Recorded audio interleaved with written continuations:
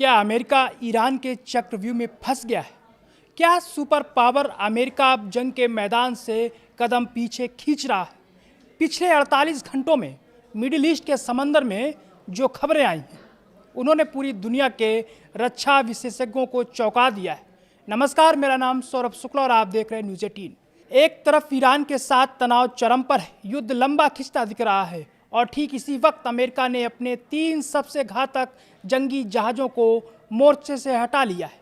आखिर क्यों? क्या ये कोई बड़ी रणनीति है या फिर अमेरिका की मजबूरी है? सबसे बड़ी खबर दुनिया के सबसे आधुनिक युद्धपोतों में से एक जेराल्ड फोल्ड को लेकर है। जनवरी 2026 में इसे ईरान की घेराबंदी के लिए ओमान की खाड़ी में तैनात किया गया था, लेकिन CNN की रिपोर्ट के मुताबिक अब इसे ओमान से हटाकर क्रेते स्थित अमेरिकी नौसेना के बेस की ओर ले जाया जा रहा है। आधिकारिक तौर पर सन्नाटा है, लेकिन रक्षा सूत्रों का दावा है कि पिछले हफ्ते इस विशालकाय युद्धपोत में अचानक आग लग गई थी। इस आग में जहाज को काफ़ी नुकसान पहुंचा है। अब सवाल यह है कि क्या यह महज एक हादसा था या ईरान की किसी गुप्त कार्रवाई का नतीजा था? फिलहाल ओमान में इसकी जगह कौन लेगा? अमेरिका ने इस पर चुप्पी साध रखी है। कहानी सिर्फ जेराल्ड फोल्ड तक सीमित नहीं है। फाइनेंशियल टाइम्स की एक रिपोर्ट ने सनसनी फैला दी है। पानी के नीचे बिछी बारूदी सुरंगों को तबाह करने वाले 2 अमेरिकी जहाज USS तुलसा और USS शांता अचानक मिडिल ईस्ट छोड़ चुके हैं। सैटेलाइट तस्वीरों से पता चला है कि ये जहाज जब होर्मुज से 3500 किलोमीटर दूर मलेशिया की ओर बढ़ रहे हैं, जिस होर्मुज की खाड़ी में ईरान बारूदी सुरंगों का जाल बिछाने की धमकी देता रहा है, वहां अब अमेरिका का सिर्फ एक माइंस हंटर जहाज बचा है।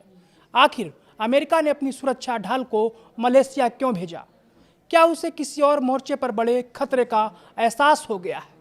इस पूरे घटनाक्रम पर अमेरिका के पूर्व राष्ट्रीय सुरक्षा सलाहकार जॉन बोल्टन ने ट्रंप प्रशासन को आईना दिखाया है। द डेली टेलीग्राफ में बोल्टन ने लिखा है कि अमेरिका ईरान की बिछाई बिसात में उलझ गया है। अमेरिका चाहता था कि यह जंग जल्दी खत्म हो, लेकिन ईरान ने इसे लॉन्ग वॉर में बदल दिया है। बोल्टन का तर्क सीधा है।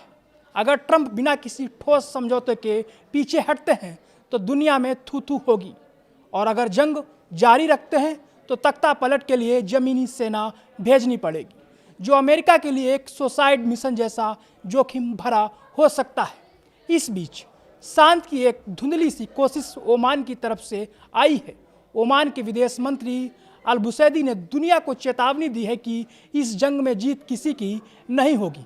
उन्होंने अमेरिका से तुरंत युद्ध रोकने की भी अपील की है। याद रहे, ओमान वही देश है जो युद्ध छिड़ने से पहले दोनों देशों के बीच मध्यस्थता कर रहा था।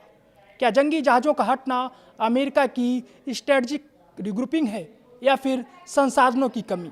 ईरान इस पूरी हलचल पर खामोश है और उसकी यही खामोशी सबसे ज़्यादा डरावने वाली है। आने वाले 72 घंटे मिडिल ईस्ट की तस्वीर साफ कर देंगे।